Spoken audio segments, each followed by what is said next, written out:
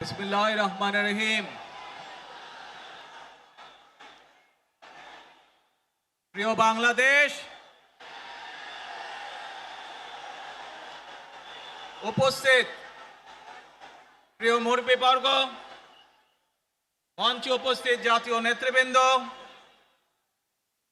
আমার সামনে উপস্থিত প্রিয় ভাই ও বোনেরা এবং মিডিয়ার মাধ্যমে সমগ্র বাংলাদেশ থেকে যারা দেখছেন এই অনুষ্ঠান, প্রিয় ভাই বোনেরা, প্রিয় মা বোনেরা, আসসালামু আলাইকুম। প্রিয় ভাই বোনেরা, আজ প্রথমেই আমি রব্বুল আলামিনের দরবারে হাজারো লক্ষ কোটি শুকরিয়া জানাতে চাই। রব্বুল আলামিনের অশেষ রহমতে আজ আমি আমার প্রিয় মাতৃভূমিতে ফিরে আসতে পেরেছি আপনাদের দোয়ায়। আপনাদের মাঝে প্রিয় ভাই বোনেরা, আমাদের এই প্রিয় মাতৃভূমি 1971 সালে লাখো শহীদের রক্তের বিনিময়ে অর্জিত হয়েছিল। ঠিক একইভাবে 75-এ আবার 7ই নভেম্বর আধিপত্যবাদীদের হাত থেকে রক্ষার জন্য সেদিন সিপাহী জনতার বিপ্লবের মাধ্যমে আধিপত্যবাদের হাত থেকে দেশকে রক্ষা করা হয়েছিল। একইভাবে পরবর্তীতে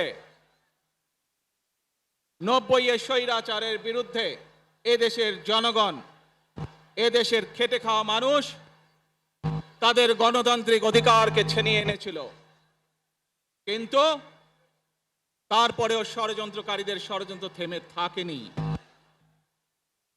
আমরা তারপর দেখেছি 2024 সালে, 71 সালে এই দেশের মানুষ যেমন স্বাধীনতা অর্জন করেছিল, 2024 সালে এদেশের ছাত্র জনতা সহ সর্বস্তরের মানুষ, কৃষক, শ্রমিক, গৃহবধূ, নারী, পুরুষ, মাদ্রাসার ছাত্র সহ দলমত নির্বিশেষে, শ্রেণী পেশা নির্বিশেষে সকল মানুষ সেদিন 2024 সালের 5ই আগস্ট এই দেশের স্বাধীনতা এবং সার্বভৌমত্বকে রক্ষা করেছিল। Enjoy শীতের দিন, healthy happy skin, just Vaseline. প্রিয় ভাই বোনেরা, আজ বাংলাদেশের মানুষ কথা বলার অধিকার ফিরে পেতে চায়। তারা তাদের গণতান্ত্রিক অধিকার ফিরে পেতে চায়। বাংলাদেশের মানুষ চায় তারা তাদের যোগ্যতা অনুযায়ী ন্যায্য অধিকার পাবে। প্রিয় ভাই বোনেরা, আজ আমাদের সময় এসেছে সকলে মিলে দেশ গড়ার। এই দেশে যেমন পাহাড়ের মানুষ আছে, এই দেশে একইভাবে সমতলের মানুষ আছে।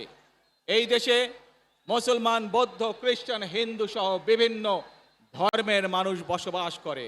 আমরা চাই সকলে মিলে এমন একটি বাংলাদেশ গড়ে তুলব আমরা, যেই বাংলাদেশের স্বপ্ন একজন মা দেখেন, অর্থাৎ একটি নিরাপদ বাংলাদেশ আমরা গড়ে তুলতে চাই। যে বাংলাদেশে একজন নারী, একজন পুরুষ, একজন শিশু যেই হোক না কেন নিরাপদে ঘর থেকে বের হলে নিরাপদে ইনশাআল্লাহ ঘরে আবার ফিরে আসতে পারে। প্রিয় ভাই বোনেরা, এই দেশের জনসংখ্যার অর্ধেক নারী, 4 কোটিরও বেশি তরুণ প্রজন্মের সদস্য, 5 কোটির মতন শিশু, 40 লক্ষের মতন প্রতিবন্ধী মানুষ রয়েছেন, কয়েক কোটি কৃষক, শ্রমিক রয়েছেন। এই মানুষগুলোর একটি প্রত্যাশা আছে এই রাষ্ট্রের কাছে, এই মানুষগুলোর একটি আকাঙ্ক্ষা আছে এই দেশের কাছে। আজ আমরা সকলে যদি ঐক্যবদ্ধ হই, আজ আমরা যদি সকলে প্রতিজ্ঞাবদ্ধ হই, তাহলে আমরা এই লক্ষ কোটি মানুষের সেই প্রত্যাশাগুলো পূরণ করতে পারি ইনশাআল্লাহ। প্রিয় ভাই বোনেরা, ৭১ সালে আমাদের শহীদরা নিজের জীবন উৎসর্গ করেছিলেন এই রকম একটি বাংলাদেশ গঠনের জন্য। বিগত 15 বছর স্বৈরাচারের বিরুদ্ধে শত শত হাজারো গুম খুনের শিকার হয়েছে শুধু রাজনৈতিক দলের সদস্য নয়, নিরীহ মানুষও প্রতিবাদ করতে গিয়ে অত্যাচার নির্যাতনের শিকার হয়েছে, জীবন দিয়েছে। 2024 সাল মাত্র সেদিনের ঘটনা। কিভাবে আমরা দেখেছি আমাদের তরুণ প্রজন্মের সদস্যরা কিভাবে নিজের জীবন উৎসর্গ করেছে দেশের এই স্বাধীনতা এবং সার্বভৌমত্বকে রক্ষা করার জন্য। প্রিয় ভাই বোনেরা, কয়েকদিন আগে এই বাংলাদেশের 24-এর আন্দোলনের এক সাহসী প্রজন্মের এক সাহসী সদস্য ওসমান হাদিকে হত্যা করা হয়েছে। ওসমান হাদি শহীদ হয়েছে। প্রিয় ভাই বোনেরা, ওসমান হাদি চেয়েছিল এই দেশের মানুষের জন্য গণতন্ত্র প্রতিষ্ঠিত হোক, এই দেশের মানুষের গণতান্ত্রিক অধিকার প্রতিষ্ঠিত হোক, এই দেশের মানুষ তাদের গণতান্ত্রিক এবং অর্থনৈতিক অধিকার ফিরে পাক।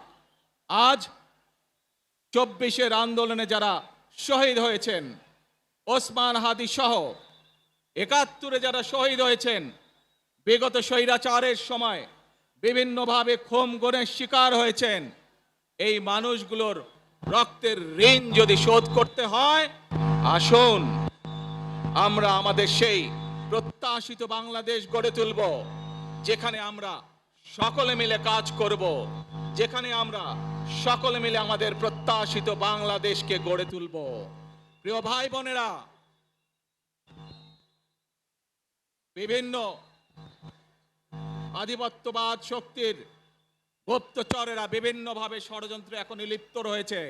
আমাদেরকে ধৈর্যশীল হতে হবে, আমাদেরকে ধৈর্য ধারণ করতে হবে। বিশেষ করে তরুণ প্রজন্মের যে সদস্যরা আছেন, আপনারাই আগামী দিন দেশকে নেতৃত্ব দিবেন, দেশকে গড়ে তুলবেন। এই দায়িত্ব তরুণ প্রজন্মের সদস্যদেরকে আজ গ্রহণ করতে হবে, যাতে করে এই দেশকে আমরা সুন্দরভাবে গড়ে তুলতে পারি। শক্ত ভিত্তির উপরে গণতান্ত্রিক ভিত্তি, শক্তিশালী অর্থনৈতিক ভিত্তির উপরে যাতে এই দেশকে আমরা গড়ে তুলতে পারি। প্রিয় ভাই বোনেরা, আমার সাথে আজকে মঞ্চে এখানে বহু জাতীয় নেতৃবৃন্দ বসে আছেন। আসুন আজকে আমরা দুহাত তুলে আল্লাহর দরবারে দোয়া করে আল্লাহর রহমত আমরা চাই। যে সকল জাতীয় নেতৃবৃন্দ এই মঞ্চে আছেন, মঞ্চের বাইরে যে সকল জাতীয় আরো নেতৃবৃন্দ আছেন, আমরা সকলে মিলে এই দেশকে নেতৃত্ব দিয়ে আমাদের বাংলাদেশের জনগণের প্রত্যাশিত সেই বাংলাদেশকে আমরা গড়ে তুলতে চাই। আমাদেরকে যে কোনো মূল্যে আমাদেরকে এই দেশের শান্তি শৃঙ্খলা রক্ষা করতে হবে। যে কোনো উস্কানির মুখে আমাদেরকে ধীর শান্ত থাকতে হবে। প্রিয় ভাই বোনেরা, আমরা দেশের শান্তি চাই, আমরা দেশের শান্তি চাই, আমরা দেশের শান্তি চাই। প্রিয় ভাই বোনেরা, মার্টিন লুথার কিং নাম শুনেছেন না আপনারা? নাম শুনেছেন তো আপনারা? মার্টিন লুথার কিং, তার একটি বিখ্যাত ডায়লগ আছে, আই হ্যাভ এ ড্রিম। আজ এই বাংলাদেশের মাটিতে দাঁড়িয়ে আপনাদের সকলের সামনে আমি বলতে চাই, বাংলাদেশ জাতীয়তাবাদী দলের একজন সদস্য হিসাবে আপনাদের সামনে আমি বলতে চাই, I have a plan for the people of my country, for my country. আজ এই পরিকল্পনা দেশের মানুষের স্বার্থে, দেশের উন্নয়নের জন্য, দেশের মানুষের ভাগ্যের পরিবর্তনের জন্য যদি সেই প্ল্যান, সেই কার্যক্রম, সেই পরিকল্পনাকে বাস্তবায়ন করতে হয়, প্রিয় ভাই বোনেরা, এই জনসমুদ্রে যত মানুষ উপস্থিত আছেন, এই সারা বাংলাদেশে গণতন্ত্রের শক্তি যত মানুষ উপস্থিত আছেন, প্রত্যেকটি মানুষের সহযোগিতা আমার লাগবে। প্রত্যেকটি মানুষের সহযোগিতা আমাদের লাগবে। আপনারা যদি আমাদের পাশে থাকেন, আপনারা যদি আমাদেরকে সহযোগিতা করেন, ইনশাআল্লাহ আমরা আই হ্যাভ এ প্ল্যান বাস্তবায়ন করতে সক্ষম হব। আসুন আমরা আল্লাহ রব্বুল আলামিনের দরবারে হাত তুলে প্রার্থনা করি, আমরা যেন হে রব্বুল আলামিন, হে একমাত্র মালিক, হে একমাত্র পরওয়ারদিগার, হে একমাত্র রহমত দানকারী, হে একমাত্র সাহায্যকারী, আজ আপনি যদি আমাদেরকে রহমত দেন, তাহলে আমরা এই দেশের মানুষ কঠোর পরিশ্রম করার মাধ্যমে আমাদের প্রত্যাশিত বাংলাদেশকে গড়ে তুলতে পারবো। আজ যদি আল্লাহর রহমত এই দেশ এবং এই দেশের মানুষের পক্ষে থাকে, আল্লাহর সাহায্য, আল্লাহর দয়া এই দেশের মানুষের উপরে, এই দেশের উপরে থাকে, ইনশাআল্লাহ আমরা আমাদের প্রত্যাশিত বাংলাদেশ গড়ে তুলতে সক্ষম হব। প্রিয় ভাই বোনেরা, আজ আসুন আমরা সকলে মিলে প্রতিজ্ঞা করি, আমরা সকলে মিলে প্রতিজ্ঞা করি যে ইনশাআল্লাহ আগামী দিনে দেশ পরিচালনার দায়িত্বে যারা আসবে, আমরা সকলে নবী করিম সাল্লাল্লাহু আলাইহি সাল্লামের যে ন্যায়পরায়ণতা, সেই ন্যায়পরায়ণতার আলোকে আমরা দেশ পরিচালনার সর্বোচ্চ চেষ্টা করব। প্রিয় ভাই বোনেরা, আজ আপনারা জানেন এখান থেকে আমি আমার মা দেশনেত্রী খালেদা জিয়ার কাছে যাব। একটি মানুষ, যে মানুষটি এই দেশের মাটি, এই দেশের মানুষকে নিজের জীবনের থেকেও বেশি ভালোবেসেছেন, তার সাথে কি হয়েছে আপনারা প্রত্যেকটি মানুষ সে সম্পর্কে অবগত আছেন। সন্তান হিসাবে আপনাদের কাছে আমি চাইবো, আজ আল্লাহর দরবারে আপনারা দোয়া করবেন যাতে আল্লাহ ওনাকে তৌফিক দেন, উনি যাতে সুস্থ হতে পারেন। প্রিয় ভাই বোনেরা, সন্তান হিসাবে আমার মন আমার মায়ের বিছানার পাশে পড়ে আছে সেই হাসপাতালের ঘরে, কিন্তু সেই মানুষটি যাদের জন্য জীবনকে উৎসর্গ করেছে, অর্থাৎ আপনারা এই মানুষগুলোকে, যাদের জন্য দেশনেত্রী খালেদা জিয়া জীবন উৎসর্গ করেছেন নিজের জীবন, সেই মানুষগুলোকে আমি কোনোভাবেই ফেলে যেতে পারি না। এবং সেজন্যই আজ হাসপাতালে যাবার আগে আপনাদের প্রতি সহ টেলিভিশনগুলোর মাধ্যমে যারা সমগ্র বাংলাদেশে আমাকে দেখছেন, আপনাদের সকলের কাছে কৃতজ্ঞতা প্রকাশ করার জন্য আজ আমি এখানে দাঁড়িয়েছি আপনাদের সামনে। প্রিয় ভাই বোনেরা, আসুন আমাদেরকে আজকে নিশ্চিত করতে হবে, আমরা যে ধর্মের মানুষ হই, আমরা যে শ্রেণীর মানুষ হই, আমরা যে দলেরই রাজনৈতিক দলের সদস্য হই অথবা একজন নির্দলীয় ব্যক্তি হই, আমাদেরকে নিশ্চিত করতে হবে যে কোনো মূল্যে আমরা আমাদের এই দেশের শান্তি শৃঙ্খলাকে ধরে রাখতে হবে।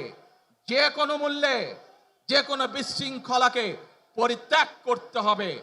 যে কোনো মূল্যে আমাদেরকে নিশ্চিত করতে হবে যাতে মানুষ নিরাপদ থাকতে পারে। শিশু হোক, নারী হোক, পুরুষ হোক, যে কোনো বয়স, যে কোনো শ্রেণী, যে কোনো পেশা, যে কোনো ধর্মের মানুষ যেন নিরাপদ থাকে, এই হোক আমাদের চাওয়া আজকে। প্রিয় ভাই বোনেরা, আসুন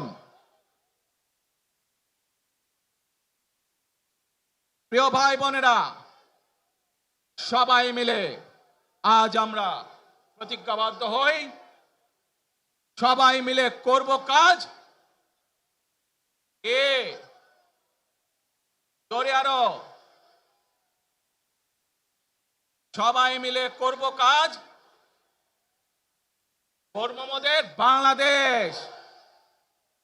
ইনশাআল্লাহ আপনাদের সকলের কাছে দোয়া আছে, আবারও সকলকে যে কোনো মূল্যে দেশে শান্তি শৃঙ্খলা রক্ষার আহ্বান জানিয়ে যে কোনো বিশৃঙ্খলাকে পরিহার করে ধৈর্যের সাথে মোকাবেলা করার আহ্বান জানিয়ে আমার বক্তব্য শেষ করছি। আবারও আপনাদের কাছে কৃতজ্ঞতা প্রকাশ করছি আজকে আমাকে এইভাবে বরণ করে নেওয়ার জন্য। আল্লাহ হাফেজ। বাংলাদেশ জিন্দাবাদ, বাংলাদেশ জাতীয়তাবাদী দল জিন্দাবাদ। আসসালামু আলাইকুম।